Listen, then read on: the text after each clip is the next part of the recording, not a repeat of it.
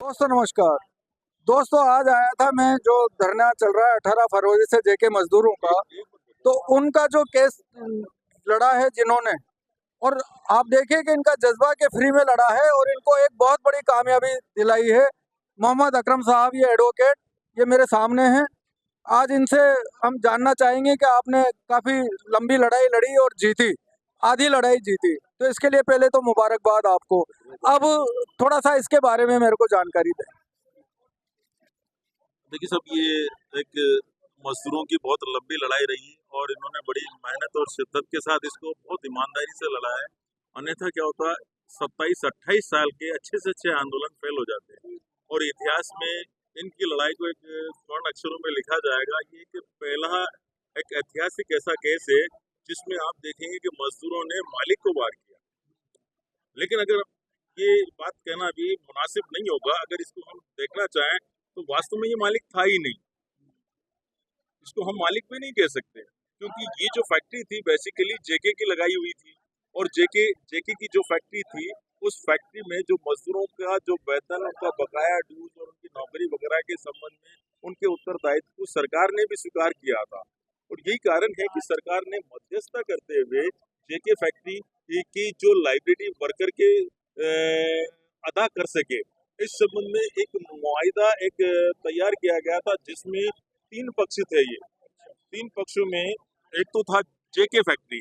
जेके factory ने अपनी liability को उतारने के लिए इसे अराफात ग्रुप को हैंडओवर करने के लिए डिसाइड किया और साथ ही साथ अराफात ग्रुप ने इस चीज को स्वीकार किया कि वो मजदूरों की जो भी लाइबिलिटीज है, जो उनके वेतन, बकाया भत्ते, उनकी नौकरी है, वो इस प्लांट को चला के उनको अदा करेगा और नियमित रूप से फैक्ट्री को चलाएगा। और सरकार का एक सबसे बड़ा रोल ये था कि सरकार चाहती थी किसी तरीके से मजदूरों का वेतन भी आ जाए, उनका बकाया भी आ जाए और शहर में रोजगार भी बना रहे। अब चूंकि इसमें एक सबसे महत्वपूर्ण पक्ष था मजदूर यूनियन। मजदूर यूनियन ने भी इस चीज को स्वीकार किया था कि साहब ठीक है, हम ये जो लाइबिलिटी हम जेके से लेना चाहते हैं वो अराफात ग्रुप हमें दे दे और हम ईमानदारी से यहाँ पर भी काम करें। तो इस संबंध में एक त्रिपक्षीय एग्रीमेंट, ट्राई पार्टी एग्रीमेंट इनके मध्य बनाया गया था, जिसमें एक पक्ष तो जेके था, एक पक्ष अराफात ग्रुप था और एक पक्ष मजदूर यूनियन। इन सब में ये स्वीकार किया गया था कि साहब इसको जो है हम चलाएंगे। और इस पर सरकार ने मध्यस्थता करते हुए, इन सारी चीजों को देखते हुए और इस फैक्ट्री को चलाने के लिए अराफात ग्रुप को दे दिया था, आवंटित कर दिया था। लेकिन सरकार ने ये शर्तें, उसमें जो 7 लीज डीड अराफात ग्रुप के पक्ष में सरकार की ओर से निष्पादित की गई थी, उसमें ये शर्तें निहित थी।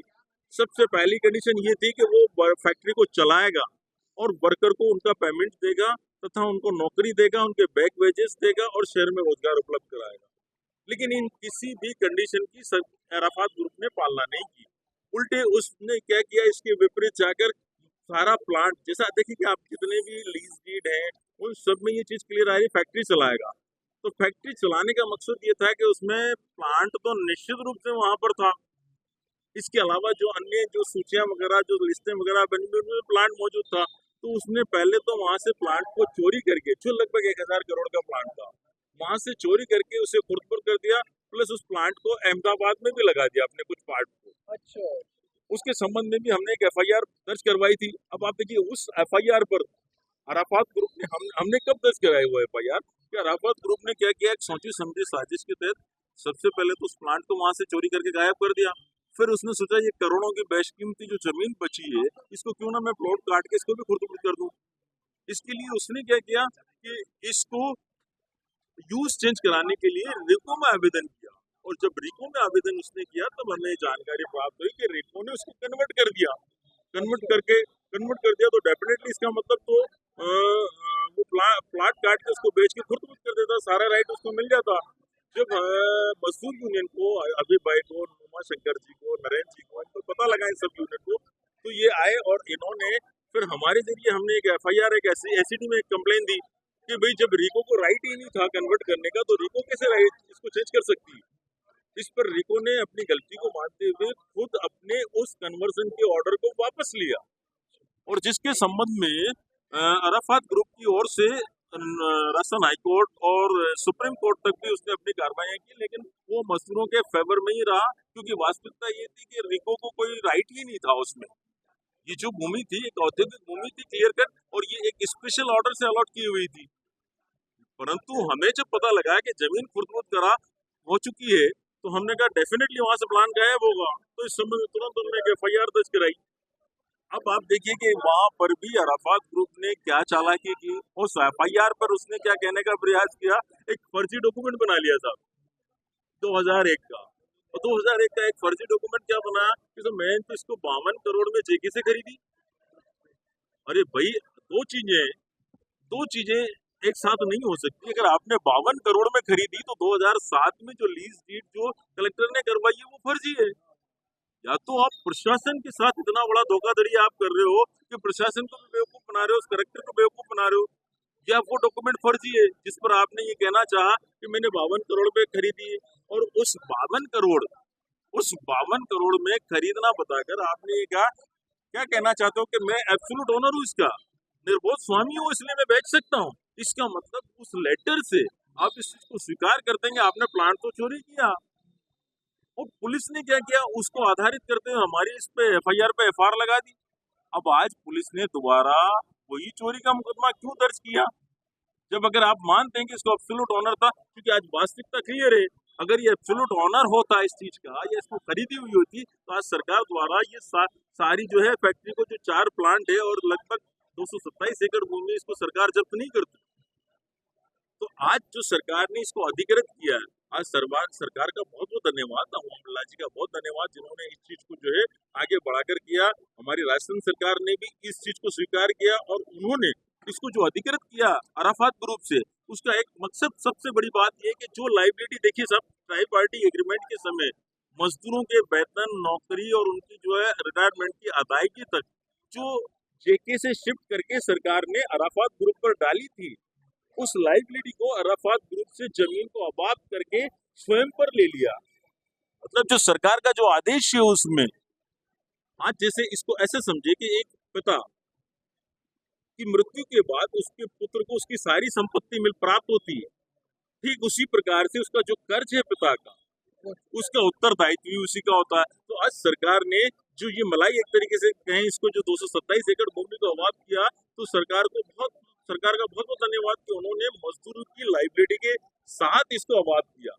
तो आज हम इस चीज को मान रहे हैं कि हम बहुत मजदूरों के चेहरे खिले हुए हैं। इनकी लड़ाई की जो सफलता इनके नेताओं ने, ये एक स्टार की तरह से बहुत अच्छे चमकने वाले स्टार हैं, जिन्होंने बहुत ईमानदारी के साथ इस लड़ाई को लड़ी है।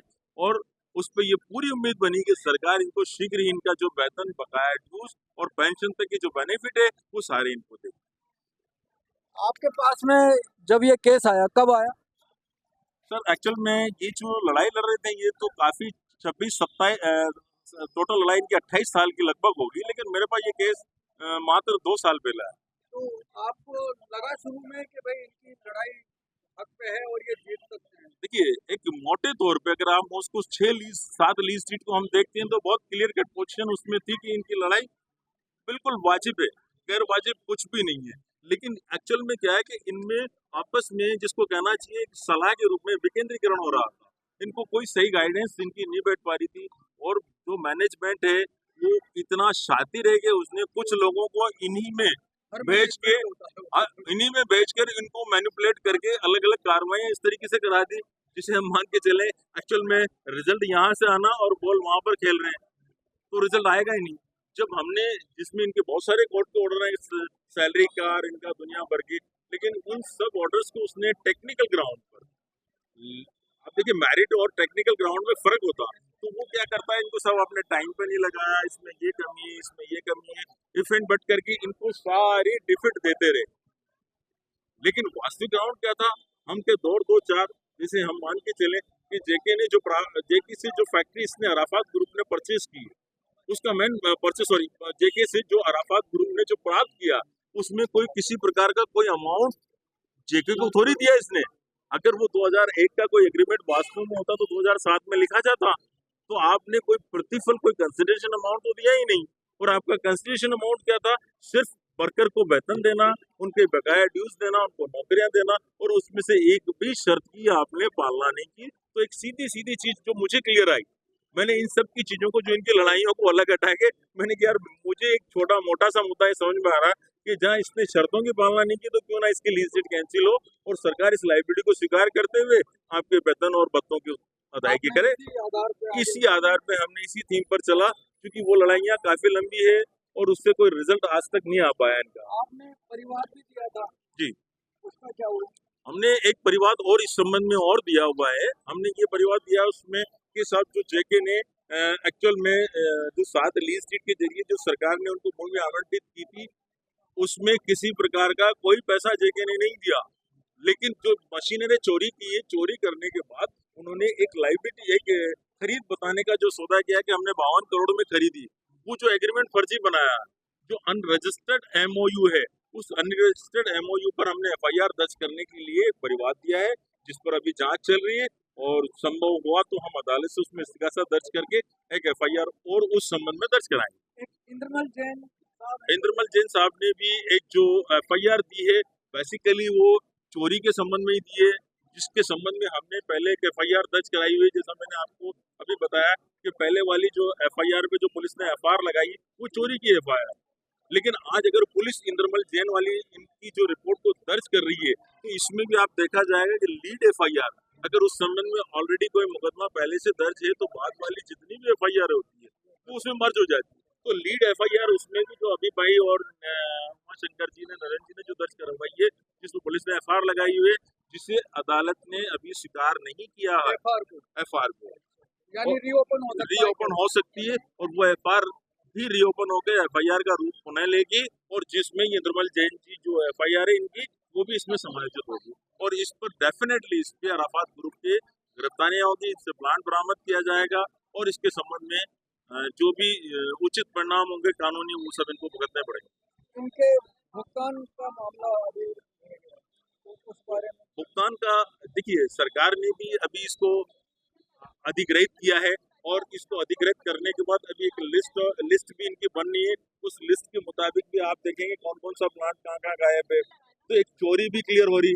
तो सरकार इस संबंध में लगातार कार्रवाई कर रही है और अभी ज्यादा समय नहीं हुआ, जैसे ही ये चीज क्लियर होगी तो सरकार भुगतान पे भी शीघ्र ही इसके जो है उचित निर्णय लेकर इनको भुगतान देगी। आपके हिसाब से कितना टाइम लगता है? हमारे हिसाब से देखिए साहब, इनका जो धरना लंबे समय से चल रहा है, सरकार को भी इसमें शीघ्रता करनी चाहिए, क्योंकि इसमें अगर देखा जाए तो काफी मजदूर काफी वृद्ध है और अगर मान लो जो कानून का सिद्धांत है जस्टिस डिलेड जस्टिस डिनाइड, अगर कई लोग इसमें से चले गए जिन्होंने अपनी जो मिलना था वो नहीं मिल पाया, इसमें से कुछ लोग और चले जाएं, उससे पहले सरकार को शीघ्रता करके इसको निपटाना चाहिए। हमारे बिरला जी को भी इसमें बहुत बहुत उनका धन्यवाद, थोड़ी सी और वो आदेश करें तो इसमें तुरंत कार्रवाई हो सकती है। जो चले गए उनके वारिसों को तो बिल्कुल उनके वारिसों को पैसा मिलेगा, लेकिन हमारा कहना ये था कि जो मजदूर जिसने मजदूरी की, अगर उसका जो कुरान में कहा है, इस्लाम में कहा है कि मजदूर को उसकी मजदूरी पसीना सूखने से पहले मिलनी चाहिए, लेकिन आज ये जो व्यक्ति अराफात ग्रुप ये भी कुरान पढ़ता है, ना इस्लाम पे कायम है ना ईमानदारी पे कायम है। फैक्ट्री का ऑनर और देखिए साहब एथिक्स और पूंजीपति का कोई ईमान धर्म देखिए सराज भाई, सिद्धांत तो फिर भी होने ही चाहिए। आज हम जिस सोशल सोसाइटी में जीते हैं तो हमें सोसाइटी के मुताबिक जीना ही चाहिए और जिस धर्म को हम फॉलो करते हैं उसका ज्यादा नहीं थोड़ी तो पालना करनी चाहिए। तो इसी उम्मीद के साथ एक तो आपको मुबारकबाद, शुक्रिया साहब आपका बहुत बहुत, और आपका देखिए साहब सबसे बड़ा बहुत महत्वपूर्ण मीडिया का भी रहा, जिसमें आप लोगों का, सिराज भाई का, एक हमारे वो आते हैं नायक साहब, इनका आप लोगों ने बहुत इस धरने को एक्सपोज किया और जिसकी वजह से हमें रिजल्ट लाने में बहुत कुछ सहायता मिली, इसलिए हम आपका भी बहुत बहुत धन्यवाद देना चाहेंगे। तो इसी के साथ दोस्तों शुक्रिया, बहुत बहुत शुक्रिया।